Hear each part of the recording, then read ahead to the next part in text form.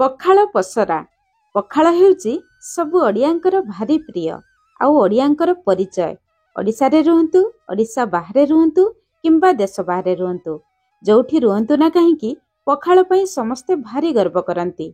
मुठाए पखाळ ढके तराणी पीले मन आत्मा पेट सबु शांति हे जाए। पखाळ खाइबा पई कोनोसी निर्दिष्ट दिन न थाए। छोटरू बड़ समस्ते सबु समय रे खाइ पारंती।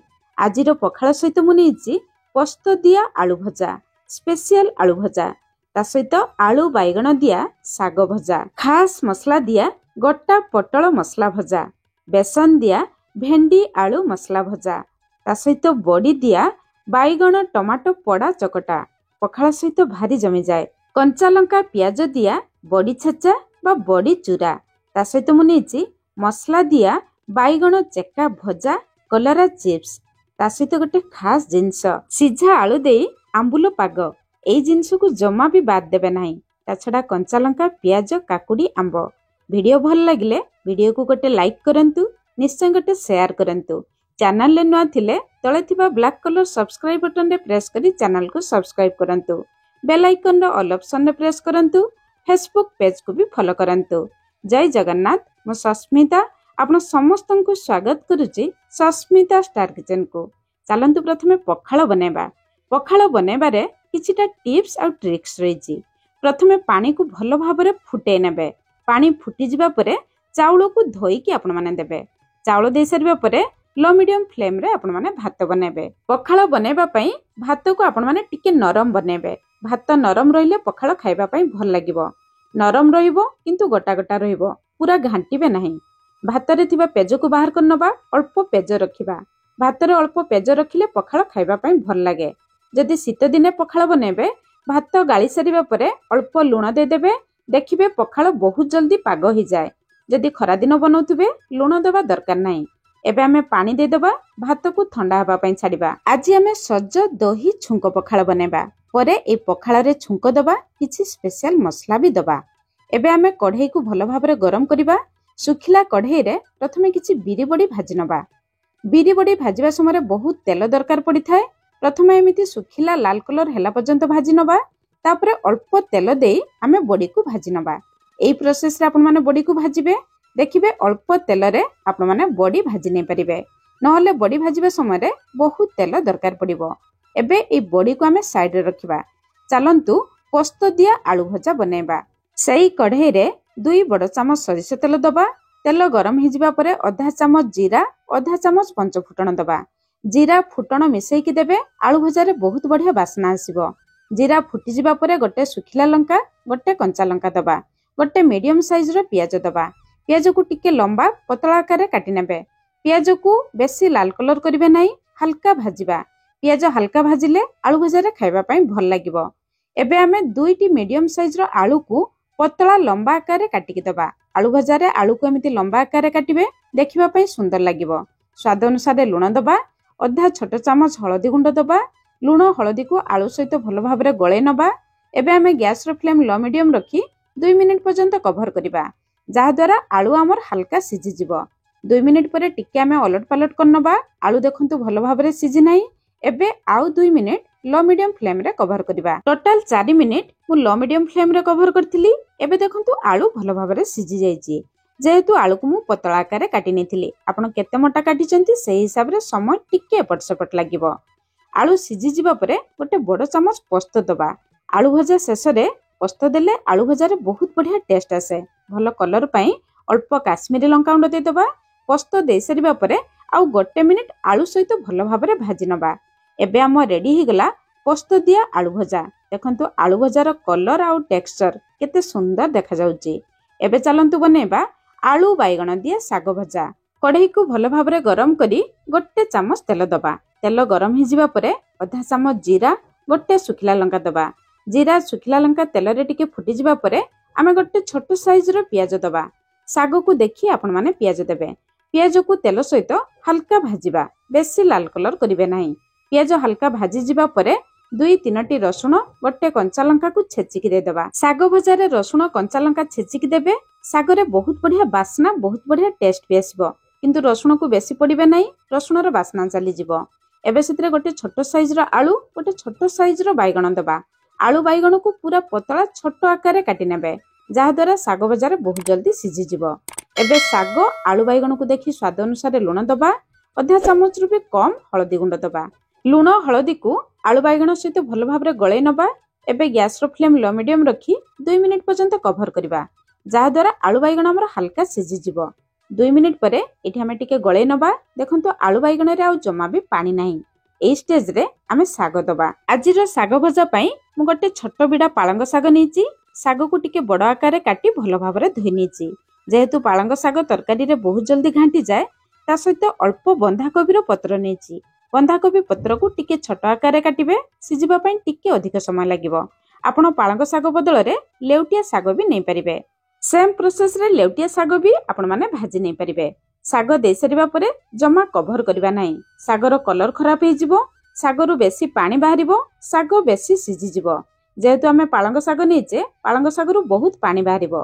पानी बाहरिबा स्टार्ट हेले गैस रो फ्लेम हाई रखी पानी को आमे सुखिबा पई छाड़िबा। पानी बहुत जल्दी सुखी गले साग खाइबा पई भल लागिबो।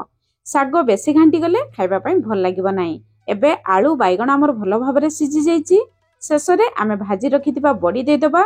एबे हम रेडी हे गला आलू बैगण बडी दिया साग भजा। एबे चलंतु बनेबा मसला दिया बैगण भजा। तापई गोटे बड़ साइज रो बैगण को प्रथमे भल भाबरे धोई गोल पतला आकार काटी नेची। बैगण रे स्वाद अनुसार लुण अधा छोट चामच रु भी कम हलदी गुंड अल्प लंका गुंड अल्प जीरा गुंड अल्प धनिया गुंड दे दबा। अधा छोट चामच अदा रसुण रो छेचा दे दबा। 2-3 टी रसुण अधा इंच रु टिके कम अदा को छेची के आपण माने दे देबे। गोटे छोट चामच चावल गुंड दबा। बैगण भजा टिके नरम हे थाए अल्प चावल गुंड देले बैगण भजा टिके कुडमुडिया हेबो। अल्प अल्प पानी दे सब मसला गुंड को भल भाव रे गळे नबा। बैगण भजार टेस्ट बढ़ाइबा पई गोटे छोट चामच धला राशि दे दबा। धला राशि नथिले भी आपण माने सेमिति बैगण भजा बनै परिबे। एबे कढ़ाई गरम करी आमे 2 चामच तेल दे दबा। तेल गरम हे जिबा परे बैगण को दे दबा। बैगण दे सारिबा परे गैस रो फ्लेम लो मीडियम रखी 2 रु 3 मिनिट कभर करबा।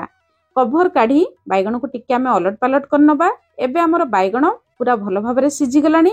गैस रो फ्लेम मीडियम हाई रखी बैगण रो दुई पट को लाल कलर हेला पर्यंत भाजी नबा। बैगण देखंतु भल भाव रे सिझी जाईची।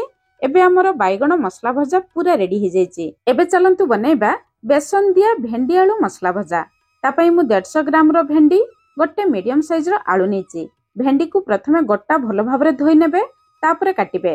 भेंडी भजा लालुआ हेबो नाही। आलू को सेमिति छोट आकार काटी नेबे। जेउ कढ़ाई रे आमे बैगण भाजीतिले अल्प तेल अछि सेई कढ़ाई रे आउ अल्प तेल दे दबा। तेल गरम हे जिबा परे अधा छोट चामच जीरा दबा।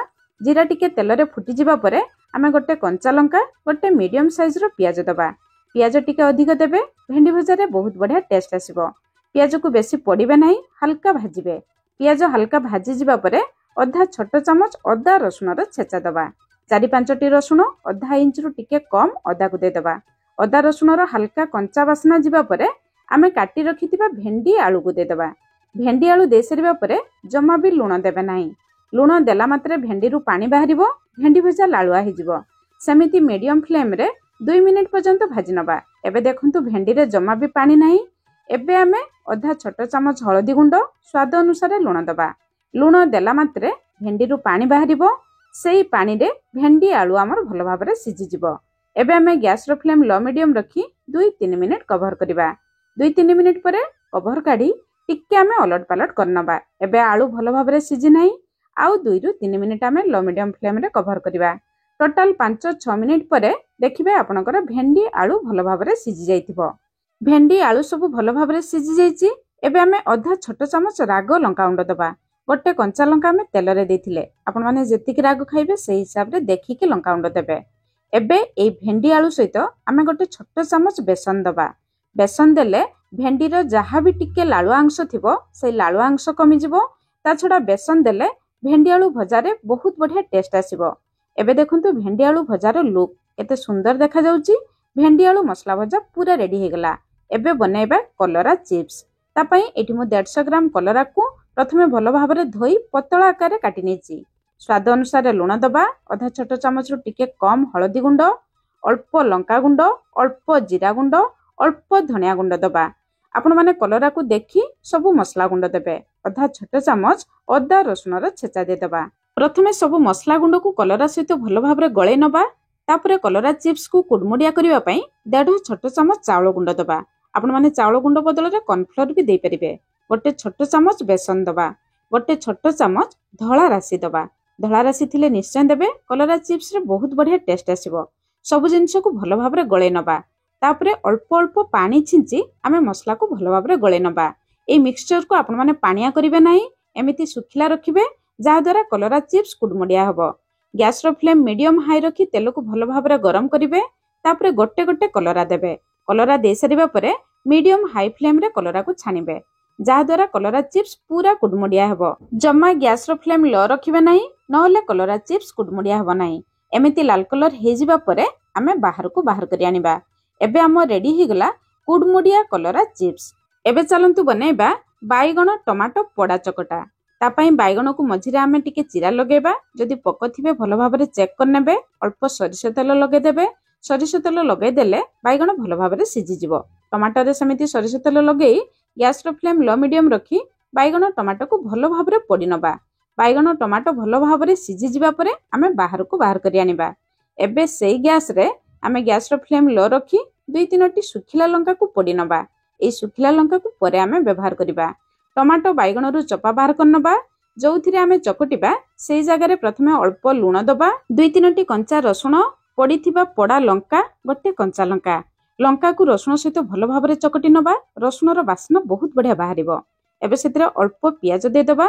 जदि आपण मानक पाखरे सरू पियाज थिबो ताहाले भी आपण माने देई परिबे। भाजी रखिथिबा बड़ी रु अल्प दबा। भल भाबरे चकटी नबा। भल बास्ना पई अल्प जीरा गुंड दे दबा। किछि कटा हेतिबा धनिया पत्र दे दबा। अल्प कंचा सरिष तेल दबा। जदि आपण माने पसंद करनथुबे बात करिवे। एबे हम रेडी ही गला टमाटो बाइगण पोड़ा चकटा। एबे भाजी रखिथिबा बड़ी को छेचिबा। हेमदस्तारे प्रथमे 2-3टी आमे रसुण दबा। अल्प कटा पियाज दे दबा। गोटे कंचा लंका दे दबा। बड़ी को देखि स्वाद अनुसार लूण दबा। अल्प कंचा जीरा दबा। प्रथमे रसुण कंचा लंका पियाज को आमे दर छेचा करनबा। तापरे बड़ी देई छेचिले बड़ी भल भाबरे छेचि जिवो। बड़ी को किंतु आमे पूरा चिकन करिबा नाही, टिके दर छेचा रखिबा। खाइबा पई बहुत बढ़िया लागिबो। बास्ना भी बहुत बढ़िया आसीबो। एबे किछि कटा हेतिबा धनिया पत्र दे दबा। जदि कंचा सरिष तेल पसंद करथुबे अल्प कंचा सरिष तेल भी दे परिबे। एबे हम रेडी ही गला बड़ी चूरा बा बड़ी छेचा। एबे चलंतु आंबुलो पाग बनेबा। 2टी आंबुलो को मु आधा घंटा पानी रे बतुराई निथिली। आंबुलो को देखि स्वाद अनुसार लूण दबा। 2-3टी कंचा रसुण गोटे कंचा लंका गोटे पोड़ा लंका दबा। रसुण कंचा लंका को प्रथमे भल भाबरे चकटी नबा। एबे सेतिरे आमे किछि कटा हेतिबा धनिया पत्र दे दबा। अल्प कटा पियाज दे दबा। एबे सेतिरे आमे अल्प सिझा आलू दबा। एटी मो फाळे आलू सिझे निथिली। आलू को देई भल भाबरे चकटी नबा। खाली आंबुलो पाग अपेक्षा अल्प आलू देई बनेबे। देखिबे ए आंबुलो पाग खाइबा पई बहुत बढ़िया लागिबो। आंबुलो को दे दबा। ता सहित अल्प पानी दबा। पागरे आपण माने केते पानी रखिबे सेही हिसाब रे देखिकी पानी देबे। अल्प जीरा गुंड दे दबा। एबे हम रेडी ही गला सुपर टेस्टी पार्टी रु लाळ आसी जिबा भलिया आलू दिया आंबुलो पाग। एबे चलंतु बनेबा पुरो दिया गोटा पटल मसला भजा। पटलर ऊपर चपा को हल्का हल्का छड़े नेबे। दुपट साइड रु काटी नेबे। तापरे मझिरु एमिति चिरा लगे नेबे। चिरा लगे सारिबा परे गोटे स्पून आनी स्पून रो पछपटरु पटल भितरे जेतिकी मंजी अछि सेई मंजी को आमे बाहर करनबा। एई मंजी रे आमे मसला बनेबा। ध्यानर सहित बाहर करिवे, नहले पटल पूरा चिरी जिवो। एबे देखंतु मंजी अलगा हे गला। पटल भी रेडी हे गला। कढ़ाई गरम करी गोटे छोट चामच तेल गरम करिबा। तेल गरम हे जिबा परे आधा छोट चामच जीरा गोटे कंचा लंका गोटे छोट साइज रो पियाज दबा। पियाज को आमे हल्का भाजी नबा। पियाज हल्का भाजी जिबा परे आधा छोट चामच रु भी कम अदा रसुण रो छेचा दे दबा। अदा रसुण रो कंचा बासना जिबा पर्यंत आमे हल्का भाजी नबा। एबे सेथिरे आमे काढी रखिथिबा पटल रो मंजी को दे दबा। पटल मंजी को पियाज मसला सहित टिके आमे हल्का भाजी नबा। पटल मंजी भाजी जिबा परे स्वाद अनुसार लूण आधा छोट चामच रु कम हळदी गुंड अल्प राग लंका गुंड गोटे कंचा लंका भी आमे मसला रे देइचे। ए सब गुंड मसला को आमे गैस रो फ्लेम लो रखी भाजीबा, नहले मसला कढ़ाई तले लागि जाय पारे। एबे सेतिरे आमे गोटे छोट साइज रो सिझा आलू को दबा। पटल को देखी आपण माने आलू रो क्वांटिटी कम बेसी करिवे। आधा छोट चामच जीरा गुंड आधा छोट चामच धनिया गुंड ଅଧା ଛୋଟ ଚାମଚରୁ କମ୍ ଗରମ ମସଲା ଗୁଣ୍ଡ ଦେବା। ଭଲ ବାସ୍ନା ପାଇଁ କିଛି କଟା ହେଇଥିବା ଧନିଆ ପତ୍ର ଦେଇଦେବା। ମସଲା ସହିତ ସବୁ ଜିନିଷକୁ ଭଲ ଭାବରେ ଗୋଳେଇ ନେବା। ଏବେ ମସଲା ରେଡି ହେଇଗଲା। ବାହାରକୁ ଆଣି ମସଲାକୁ ହାଲକା ଥଣ୍ଡା ହେବା ପାଇଁ ଛାଡ଼ିବା। ମସଲା ହାଲକା ଥଣ୍ଡା ହେଇଯିବା ପରେ ଆମେ ସ୍ପୁନରେ ମସଲା ଆଣି ପୋଟଳ ଭିତରେ ଭଲ ଭାବରେ ଭର୍ତ୍ତି କରିବା। ପୋଟଳ ଭିତରେ ଭଲ ଭାବରେ ଭର୍ତ୍ତି କରିବେ ଯେମିତି ବାହାରକୁ ନ ଆସିବ। ଏବେ ଆମେ କଢ଼େଇ ଗରମ କରିବା। ଗୋଟେ ବଡ଼ ଚାମଚ ତେଲ ଦେବା। ଯେହେତୁ ମୁଁ ଅଳ୍ପ ପୋଟଳ ନେଇଥିଲି, ତେଲ ଗରମ ହେଇଯିବା ପରେ ଆମେ ପୋଟଳକୁ ଦେବା। ପୋଟଳକୁ ଦେଇ ସାରିବା ପରେ ଅଳ୍ପ ଲୁଣ ନେଇ ସେଥିରେ ଅଳ୍ପ ପାଣି କରିକି ଆମେ ଦେଇଦେବା, ଯାହାଦ୍ୱାରା ପୋଟଳ ସିଝିଯିବ। ପୋଟଳର ଉପର ଅଂଶରେ ବି ଲୁଣ ହେଇଯିବ। ଏବେ 2-3 ମିନିଟ୍ ଆମେ ଲୋ ମିଡିୟମ ଫ୍ଲେମ୍ରେ କଭର କରିବା। ମୁଁ 2-3 ମିନିଟ୍ ଲେଖାଏଁ 2 ଥର କଭର କରିଥିଲି। 5-6 ମିନିଟ୍ ପରେ ଏଠି ଦେଖନ୍ତୁ ପୋଟଳର 2 ପଟ ସାଇଡ୍ ଲାଲ କଲର ହେଇ ଆସିଲାଣି। ପୋଟଳକୁ ଏମିତି ପ୍ରେସ୍ କରିବେ। ଦେଖନ୍ତୁ ପୋଟଳରେ ଜମା ବି ପାଣି ନାହିଁ। ପୋଟଳ ବି ଦେଖନ୍ତୁ ଭଲ ଭାବରେ ସିଝି ଯାଇଛି। ଏବେ ଆମ ରେଡି ହେଇଗଲା ପୁର ଦିଆ ଗୋଟା ପୋଟଳ ମସଲା ଭଜା। ଏପଟେ ଆମେ ପଖାଳକୁ ଚେକ୍ କରିବା। ପଖାଳ ଦେଖନ୍ତୁ ଥଣ୍ଡା ହେଇଯାଇଛି। ଏବେ ପଖାଳକୁ ସୁଆଦିଆ କରିବା ପାଇଁ ଆମେ କିଛି ମସଲା ଦେବା। 1/2 ଇଞ୍ଚର ଅଦା, 1/2 ଇଞ୍ଚର ଆମ୍ବ କଷି ଅଦାକୁ ମୁଁ ଛେଚି ନେଇଥିଲି। ଆମ୍ବ କଷି ଅଦା ଯଦି ଥିବ ନିଶ୍ଚୟ ଦେବେ, ପଖାଳରେ ବହୁତ ବଢିଆ ବାସ୍ନା ଆସିବ। ତା ଛଡା 3 ବଡ଼ ଚାମଚ ଆମେ ନଡ଼ିଆ କୋରା ଦେବା। ଯେହେତୁ ଆମେ ଦହି ପଖାଳ ବନେଇବା, ଅଳ୍ପ ନଡ଼ିଆ କୋରା ଦେବେ, ଖାଇବା ପାଇଁ ବହୁତ ବଢିଆ ଲାଗିବ। ସ୍ୱାଦ ଅନୁସାରେ ଅଳ୍ପ ଲୁଣ ଦେବା। ପଖାଳିବା ସମୟରେ ମୁଁ ଅଳ୍ପ ଲୁଣ ବି ଦେଇଥିଲି। ଏବେ ସେଥିରେ ମୁଁ 200 ଗ୍ରାମର ଦହି ଦେଲି। ଦହି ଆପଣମାନେ ବେଶୀ ଖଟା ଦେବେ ନାହିଁ। ପଖାଳ ବେଶୀ ଖଟା ହେଲେ ଖାଇବା ପାଇଁ ଭଲ ଲାଗିବ ନାହିଁ। ମୁଁ 250 ଗ୍ରାମର ଚାଉଳ ନେଇଥିଲି, ତା ପାଇଁ 200 ଗ୍ରାମର ଦହି ଦେଲି। କିଛି କଟା ହୋଇଥିବା ଧନିଆ ପତ୍ର ଦେଇଦେବା। ଫାଳେ ଲେମ୍ବୁର ରସ ବି ଚିପୁଡ଼ି ଦେବା। ଲେମ୍ବୁ ରସ ଦେଲେ ପଖାଳ ଆଉ ଟିକେ ଖଟା ଲାଗିବ। ପଖାଳରେ ବହୁତ ବଢିଆ ବାସ୍ନା ଆସିବ। ଏବେ এই ପଖାଳରେ ଆମେ ଛୁଙ୍କ ଦେବା। ଛୋଟ ପ୍ୟାନରେ ଗୋଟେ ଛୋଟ ଚାମଚ ସୋରିଷ ତେଲ ଗରମ କରିବା। ତେଲ ଗରମ ହେଇଯିବା ପରେ ଅଧା ଚାମଚ ଜିରା, ଅଧା ଚାମଚ ସୋରିଷ ଦେବା। ଜିରା ସୋରିଷ ମିଶେଇକି ଛୁଙ୍କ ଦେବେ। ଛୁଙ୍କରେ ବହୁତ ବଢିଆ ବାସ୍ନା ଆସିବ। 2-3ଟି ଶୁଖିଲା ଲଙ୍କା ଦେଇଦେବା। 2ଟି କଞ୍ଚା ଲଙ୍କା ମଝିରୁ ଚିରା ଲଗେଇଦେବା। ବହୁତ ବଢିଆ ବାସ୍ନା ଆସିବ। ପଖାଳ ଟିକେ ରାଗ ରାଗ ବି ଲାଗିବ। ଜିରା, ସୋରିଷ, କଞ୍ଚା ଲଙ୍କା, ଶୁଖିଲା ଲଙ୍କା ସବୁ ଭଲ ଭାବରେ ଫୁଟିଯିବା ପରେ ଆମେ କିଛି ଭୃଷଙ୍ଗ ପତ୍ର ଦେଇଦେବା। ପଖାଳର ବାସ୍ନା ଟେଷ୍ଟ ବଢାଇବା ପାଇଁ ଶେଷରେ ଅଳ୍ପ ହିଙ୍ଗୁ ଦେବା। ହିଙ୍ଗୁକୁ ଶେଷରେ ଦେବେ, ହିଙ୍ଗୁର ବାସ୍ନା ରହିବ। ଏବେ ଆମର ଛୁଙ୍କ ରେଡି ହେଇଗଲା। ଛୁଙ୍କକୁ ଜମା ପୋଡ଼ିବେ ନାହିଁ। ଏବେ এই ଛୁଙ୍କକୁ ଆଣି ଆମେ ପଖାଳରେ ଦେଇଦେବା। ସାଙ୍ଗେ ସାଙ୍ଗେ ଆମେ କଭର କରିବା। କଭର କଲେ ଛୁଙ୍କର ବାସ୍ନା ପଖାଳରେ ରହିବ। ଛୁଙ୍କ ଦେଇ ସାରିବା ପରେ ଅଧା ଘଣ୍ଟା ପଖାଳକୁ ଛାଡ଼ିଦେବା, ଯାହାଦ୍ୱାରା ପଖାଳର ବାସ୍ନା ଟେଷ୍ଟ ଆହୁରି ବଢିଯିବ। ଅଧା ଘଣ୍ଟା ପରେ ଆପଣମାନେ ପଖାଳକୁ କାଢି ଖାଇପାରିବେ। ପଖାଳର ଫାଇନାଲ ଲୁକ୍ ଦେଖନ୍ତୁ। ପଖାଳ କେତେ ସୁନ୍ଦର ଦେଖାଯାଉଛି। ପଖାଳ ପାଇଁ ଆମର ସବୁ ଜିନିଷ ରେଡି ହେଇଯାଇଛି। ମୁଁ ଆଜି ଏତିକି ଜିନିଷ ବନେଇଛି। ଆପଣମାନେ ବାଧ୍ୟ ନୁହନ୍ତି ଏତିକି ଜିନିଷ ବନେଇବେ। ଏଇ ଭିତରୁ ଆପଣମାନଙ୍କୁ ଯାହା ପସନ୍ଦ ଆପଣମାନେ ବନେଇ ପାରିବେ। ପଖାଳ ପାଇଁ ସେମିତି କିଛି ନିର୍ଦ୍ଦିଷ୍ଟ ରେସିପି ନାହିଁ। ନିଶ୍ଚୟ ଥରେ ବନାନ୍ତୁ। କେମିତି ଲାଗିଲା କମେଣ୍ଟସ୍ କରି ଜଣେଇବେ। ଆଜି ପାଇଁ ରହିଲି। ପୁଣି ଦେଖା ହବା ନୂଆ ରେସିପିରେ। ଧନ୍ୟବାଦ।